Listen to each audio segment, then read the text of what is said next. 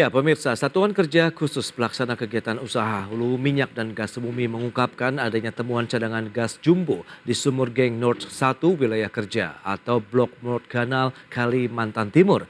Tidak tanggung-tanggung, temuan cadangan gas raksasa ini digadang-gadang menjadi salah satu dari 3 besar temuan eksplorasi dunia di sepanjang tahun 2023.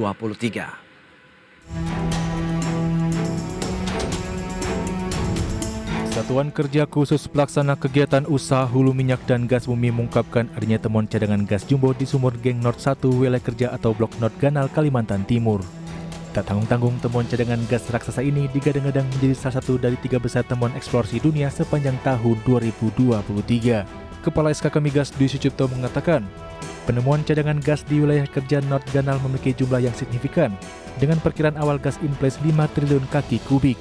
Adapun dengan perkiraan awal penemuan gas in place 5 TCF, maka menurutnya ini akan menjadi salah satu temuan raksasa alias giant discovery yang akan meningkatkan secara signifikan cadangan gas Republik Indonesia. SKK Migas meyakini penemuan raksasa atau giant discovery tersebut dapat mendorong investasi eksplorasi yang lebih masif di masa yang akan datang. Mengingat potensi migas nasional masih menjanjikan, karena dari 128 cekungan masih ada 68 cekungan yang belum dibor. Selain itu, temuan itu diyakini bakal meningkatkan secara signifikan cadangan gas yang juga akan mendukung peningkatan produksi gas nasional. Hal tersebut dapat mendukung target produksi 1 juta barel minyak per hari dan gas sebanyak 12 miliar standar kaki kubik per hari pada tahun 2030. Dari Jakarta, Tim Liputan, IDX Channel.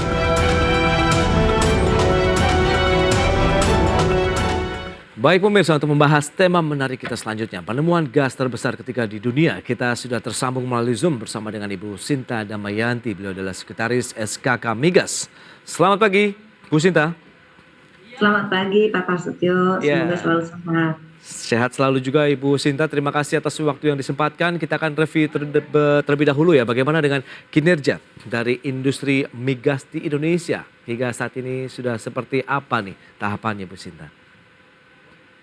Baik, saat ini kita masih terus mengejar produksi untuk di target 2023 ini. Tentunya kita memang masih banyak struggle, terutama dengan pencapaian pengeboran, dan itu masih kita harapkan kita masih akan sesuai target di akhir 2023 ini. Baik, lantas bagaimana kalau kita cermati dengan kinerja per semester 1 tahun ini, realisasi minyak sudah mencapai 615,5 ribu barrel per hari atau 93% nih dari target ya. Kemudian gasnya ada 5.308 juta standar kaki kubik per hari. Anda melihat bagaimana dengan kinerja saat ini? Apakah potensi ataupun peluang untuk bisa mencapai target di tahun ini juga bisa tercapai? Insya Allah akan tercapai karena memang kegiatan ini kan sudah kita petakan dari awal tahun. Jadi potensi-potensi apa saja dan misalnya ada pemboran-pemboran itu jadwal rig itu juga sudah terpetakan. Memang pada pelaksanaannya satu sumur dan sumur lainnya memang mengalami ada kendala, seperti kita tahu juga ada di awal-awal tahun kita memiliki kendala di HSE dan itu menyebabkan kita harus men-stand down rig-rig yang bekerja untuk kita kaji ulang, evaluasi lagi kesiapan dari HSE-nya. Tapi saat ini sudah akan kita kejar lagi. Jadi insya Allah akan tetap tercapai sesuai, kita optimis karena memang semua kegiatan itu sudah terpetakan. Ya. Tentunya untuk persiapannya pun sudah kita kawal terus. Baik, SKK Migas juga beberapa waktu lalu mengungkapkan adanya temuan cadangan gas jumbo ini. Nah, ini lokasinya di mana? Kemudian apakah sudah sampai tahapan mana untuk eksplorasinya sendiri nih, Bu Sinta?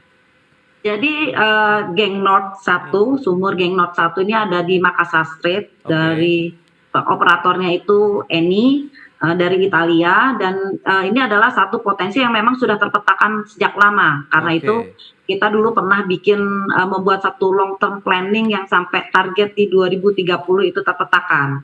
Nah, ini pemborannya baru saja selesai dilakukan dan akhirnya terbukti apa yang kita sudah identifikasi, satu potensi giant. Dan eksplorasi ini memang kita harapkan bisa membuat hidup lagi area Kalimantan Timur ini.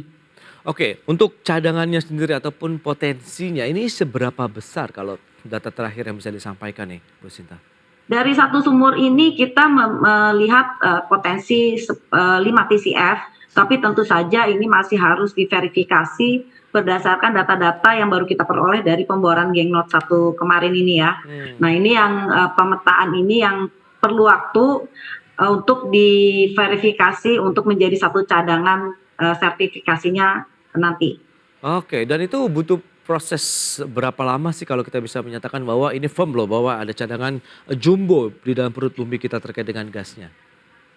Verifikasi cadangan ini tentunya kita harapkan bertahap ya. Oke. Jadi kita merencanakan dari sumur pertama ini bisa segera kita on stream-kan, Oke. baru nanti sambil berjalan kita melakukan pemboran-pemboran appraisal yang untuk membuktikan apakah struktur Geng Nord ini memang lebih besar dari apa yang sudah ditemukan di sumur pertama ini. Oke, nextnya apakah hanya mengandalkan satu sumur atau kita akan menggali lebih banyak sumur lagi untuk mengeksplorasi cadangan gas bumi tadi? Rencananya kita akan segera memproduksikan, jadi prosesnya akan kita lakukan banyak percepatan. Oke. Jadi kita melakukannya sambil jalan, jadi kita tidak tunggu dulu appraisal, tapi sambil jalan apa yang sekarang ada kita segera on stream-kan. Oke. Dan sambil kemudian juga ini tetap berencana untuk melakukan pemboran sumur kedua untuk membuktikan bahwa potensi yang lebih besar dari apa yang sudah ditemukan di di Geng Nord 1 ini. Oke, lantas infrastruktur apa saja sih yang dibutuhkan dalam satu tambang gas khususnya begitu ya untuk bisa tadi upstreamingnya bisa langsung disalurkan, mungkin langsung bisa digunakan atau bagaimana begitu Bu Sinta? Tentunya ini menjadi satu pembahasan yang sedang kita lakukan ini dalam hal mempercepat on stream dari struktur Geng Nord ini, dan ini satu proses yang kita harapkan bisa lebih cepat dari sebelum-sebelumnya karena infrastruktur di Kalimantan Timur ini kan sudah cukup banyak ya. Eni aja sebelumnya sudah punya infrastruktur untuk jangkrik yang nantinya kita akan ke Bontang, dan tentunya kita akan memanfaatkan semua itu sehingga percepatan sangat dimungkinkan untuk dilakukan. Dan siapa yang akan membangun fasilitas tadi untuk infrastruktur jaringan-jaringan gasnya? Biasanya itu masuk ke dalam plan of development-nya. Jadi untuk Geng Nord 1 ini kita akan melakukan evaluasi dan kita akan membuat satu persetujuan plan of development. Yang di dalam persetujuan itu selain tersertifikasi cadangannya, juga profil produksinya yang akan kita produksikan, juga termasuk investasi infrastruktur yang akan dibangun. Oke. Nah kalau misalnya memang sudah disampaikan bahwa ini juga perusahaan yang sudah cukup berpengalaman begitu ya di sektor migas, kemudian infrastrukturnya juga sudah banyak tersedia. Lantas kapan kalau kira-kira ini bisa dimonetasi, dalam artian ada pemanfaatan dari sisi pendapatan yang bisa diraih begitu dari perusahaan ataupun negara di sana? Cita-cita kita mungkin kita semua dalam bicara, tapi itu masih dalam bicara cita-cita yang keinginan kita untuk satu yang out of the box. Mungkin kita bicara berkisar sekitar 2 tahun. Karena memang itu selama ini itu satu hal yang memang agresif sekali, tapi itu yang kita ingin buktikan bahwa itu mungkin. Tantangan terbesar yang dihadapi kalau misalnya satu sumur berhasil terbukti begitu ya, ada perlu proses verifikasi dan lain-lain. Ini apa saja sih sehingga benar-benar dari awal sampai akhir semua peralatan siap produksi? Tantangan utama sebenarnya ada di proses itu sendiri, di aturan-aturan dan regulasinya. Jadi kita ingin memberlakukan di sini satu proses yang tidak biasa. Jadi tidak sekuensial, tidak berurut, satu proses selesai dulu baru ke proses berikutnya. Kita sudah mengidentifikasikan, kita sudah lihat infrastruktur yang terbangun sudah cukup banyak ya. Nah kita ingin petakan sehingga ada beberapa hal yang memang sudah firm bisa kita dahulukan perizinannya. Nah ini yang proses-proses yang kita juga mohon akan ada dukungan dari regulasinya.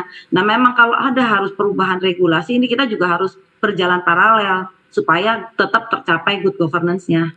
Oke, nah aturan dan regulasi seperti apa yang dibutuhkan begitu dari sumur blok Nord Canal ini untuk bisa segera berproduksi nih Bu Sinta? Ya, salah satu contohnya misalnya kan dalam hal pembangunan infrastruktur dibutuhkan AMDAL, UKL-UPL, di mana biasanya itu dilakukan setelah plan of development-nya disetujui. Nah, ini yang urutan-urutan ini yang kita ingin coba paralelkan. Oke. Jika memang ada evaluasi atau pengurusan perizinan yang sudah bisa kita mulai sebelum POD itu disetujui, karena memang secara perencanaannya sudah tidak akan bergerak. Itu yang kita ingin lakukan. Sehingga kalaupun nanti akhirnya POD ini sudah disetujui, sudah ada beberapa proses yang sudah kita mulai, sehingga tidak berurutan sifatnya. Oh, fleksibel ya, berarti tahapan-tahapan yang sudah ada saat ini begitu, sehingga pada saatnya nanti bisa berbarengan begitu ya? Paralel, betul. Ada Oke. proses-proses yang sudah kita bisa mulai dari sekarang. Kalau memang secara rencananya memang sudah fix, tidak akan ada perubahan.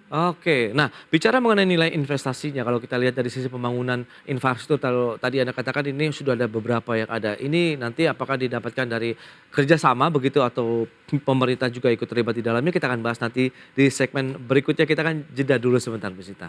Dan pemirsa, kami masih akan segera kembali usai pariwara berikut ini.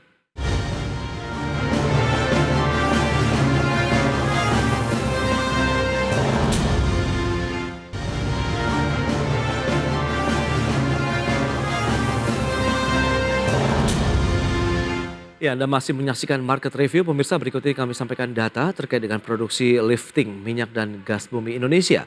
Ini data per semester 1 2023 di mana realisasinya untuk minyak 615,5 ribu barrel per hari atau 93% dari target, sementara targetnya sendiri sekitar 660 ribu barrel per hari.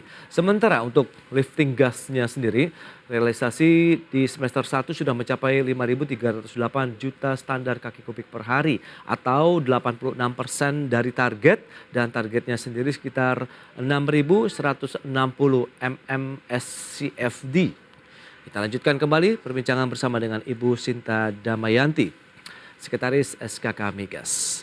Bu Sinta, kita akan lanjutkan kembali. Lantas bagaimana kalau kita bicara mengenai kegiatan eksplorasi, verifikasi, kemudian pembangunan infrastruktur dan proses perizinan lainnya begitu yang mencoba diparalelkan. Nah, ini kan tentu barengan, kemudian butuh dana yang lebih besar dong tentunya, Bu Sinta. Ini seperti apa nanti skemanya? Kalau untuk term condition kontrak dari Geng North ini sebenarnya sudah dari awal kan sudah ditentukan ya, dan split negara berapa, split dari K3S-nya berapa. Tapi yang perlu untuk dalam percepatan ini lebih ke proses-proses perizinannya, yang biasanya dulu masih menunggu POD-nya disetujui dulu, baru kita mulai proses-proses berikutnya. Ini ada hal-hal yang kita harapkan bisa kita mulai lebih dulu, karena secara perencanaannya sudah fix, sudah tidak ada perubahan. Jadi kan kalau untuk plan of development itu kan banyak yang dievaluasi, yang disetujui selain sertifikasi, profil produksi, infrastrukturnya, juga pembagian term condition dan split IRR-nya. Nah, itu yang perlu kita sebelum itu semua harus setuju, tapi hal-hal dari perencanaan dari infrastruktur itu sudah bisa disepakati, kita ingin mulai dulu dalam perizinannya. Oke, nah lantas siapa saja pihak-pihak yang akan diajak begitu duduk bersama begitu untuk bisa membahas bahwa proses perizinan yang tadinya harus bertahap ini bisa diparalelkan begitu? Jadi selain dari antara SKK Migas dan dengan INI sendiri, tentunya dari Kementerian ESDM dan juga dari kementerian-kementerian lain seperti AMDAL, KLUPL itu kan ada di KLHK, dan ada beberapa kementerian-kementerian terkait lainnya. Itu yang kita butuhkan untuk bisa sama-sama in one page kita melakukan percepatan ini. Oke, karena tadi mengejar target 2 tahun ya untuk proses monetasi atau produksinya sendiri. Nah, kalau tanpa melalui itu prosesnya memang berapa lama, Bu? Bisa 4-5 tahun untuk on-stream-nya. Nah, ini yang kita harapkan bisa kita lakukan percepatan. Jadi dengan adanya, jadi kita sebenarnya tidak melakukan men-skip proses. Kita tidak men-skip proses, tapi kita proses yang sudah bisa dimulai karena memang sudah tidak ada perubahan perencanaan, tanpa harus menunggu persetujuan plan of development secara keseluruhan. Jadi mungkin istilahnya kita parsial, persetujuan parsial seperti itu. Baik, dan dengan adanya temuan cadangan gas jumbo ini Anda melihat bagaimana dengan potensi dari ya kita tahu sektor migas kita begitu. Karena ini kan juga ada perusahaan internasional yang menjadi salah satu operator di sana. Anda melihat ini menjadi suatu momentum juga nih untuk menarik lagi banyak perusahaan-perusahaan asing untuk melakukan eksplorasi ataupun berinvestasi di sektor migas kita. Ya tentunya ini menjadi satu pembuktian terhadap kegiatan hulu migas, terutama proses-proses persetujuannya ya. Karena saat ini di mana kita sudah ada transition energy ke green energy, clean energy, energi fosil ini menjadi tidak favorit kan, sehingga orang investor maunya pada saat mereka berinvestasi secepatnya mereka bisa on stream dan bisa mendapatkan revenue. Dan ini satu proses yang harus kita lakukan, perbaiki supaya investor itu berminat lagi, mempunyai appetite lagi untuk berinvestasi di Indonesia. Karena kita bisa memberikan jaminan bahwa ya percepatan produksi itu bisa dilaksanakan. Menjadi 2 tahun ini proses yang sangat luar biasa sekali begitu ya, pemangkasan waktunya sendiri. Nah, lantas bagaimana prosesnya sendiri dengan melibatkan banyak kementerian lembaga, tadi ada SKK Migas sendiri, kemudian ENI sebagai operator dan juga SDM dan KLHK misalnya? Ya, jadi secara proses kan sudah terpetakan ya, Ya. kalau dia itu sekuensial. Nah, itu yang kita coba bagi-bagi sehingga dan sudah kita mulai dari sekarang juga dengan ENI-nya untuk pembahasan teknisnya. Oke. Nah, dari situ sesegera mungkin untuk perencanaan-perencanaan yang sudah fix dan ada surat perizinannya, itu yang kita mintakan kemungkinan untuk bisa dilaksanakan. Nah, misalnya dari AMDAL yang butuh persetujuan dari KLHK. Nah, itu yang kita coba koordinasi dengan stakeholder tersebut. Aturan-aturan apa sih yang berlaku saat ini? Nah, boleh ada perubahan nggak? Apakah itu kita harus membuat surat-surat kesepakatan antar menterinya? Nah, itu yang mungkin kita akan coba ke arah sana. Oke, sebagai lead untuk harmonisasi tadi lintas kementerian atau lembaga ini akan berada di SKK Migas kah atau bagaimana? Ya tentunya kita yang akan men-trigger itu ya, tapi nanti kita akan terus bekerja sama juga dengan Kementerian ESDM karena tentunya Kementerian ESDM ini yang paling berkepentingan terhadap produksi ini, terutama percepatan dan tercapainya target kita di 2030.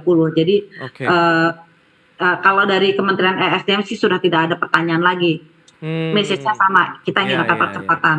Oke, berarti tinggal beberapa langkah lagi nih yang akan segera dituntaskan begitu ya, Bu Sinta. Nah, lantas bagaimana dengan potensi lapangan migas ataupun khususnya gas lah di tempat lain? Karena ini kan cadangan gas terbesar ketiga di dunia kalau tidak salah begitu, Bu Sinta. Lantas bagaimana dengan potensi cekungan-cekungan lainnya begitu di wilayah Indonesia? Karena kan kita tahu Indonesia ini sangat besar lah sumber daya gas alamnya sendiri yang dimiliki. Terima kasih. Jadi memang sudah terpetakan karena tahun ini saja potensi yang pemboran yang memiliki kelas giant ini juga ada beberapa, selain sebelumnya sudah ada penemuan discovery Timpan di area Aceh, terus di Geng North ini, dan saat ini sebenarnya sedang berlangsung 3 pemboran potensi yang cukup besar. Ada di Papua di Karuka 1, ada di Minyak Tiung, ada juga Gulamo. Gulamo ini ada di Rokan dan ini untuk pembuktian potensi shale gas atau shale oil. Ini pertama di Indonesia. Dan ini sebenarnya potensi shale gas, shale oil ini yang menjadikan di Amerika Serikat ini menyebabkan dia bombastis ini cadangan migasnya ya. Betul. Ini yang kita akan coba buktikan, dan yang di Gulamo ini juga sudah berhasil, sudah selesai dan mereka sudah coring dan kita sudah mendapatkan satu pembuktian yang memang secara potensi itu ada. Nah, itu potensi-potensi ini sudah terpetakan dan tentunya ujung-ujungnya kan investor, operator yang akan melaksanakan kegiatannya. Iya. Disinilah yang kita harus buktikan dengan Sumur Geng North ini, bahwa proses-proses percepatan sehingga bisa segera on stream ini memang dimungkinkan. Karena itu yang akan menjadikan appetite mereka untuk bereksplorasi itu naik dan melakukan kegiatan ini.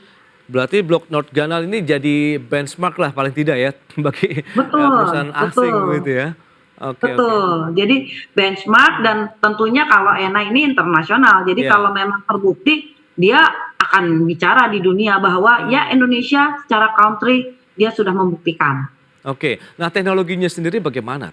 Kalau kita kan juga masih apakah memanfaatkan dari teknologi luar negeri atau kita sebenarnya sudah bisa menguasainya untuk bisa mencari tadi beberapa sumber-sumber gas lainnya begitu potensi-potensi yang ada di Indonesia bahkan shale gas juga yang membuat Amerika kemarin juga cukup percaya diri begitu dengan cadangan minyak mereka. Betul.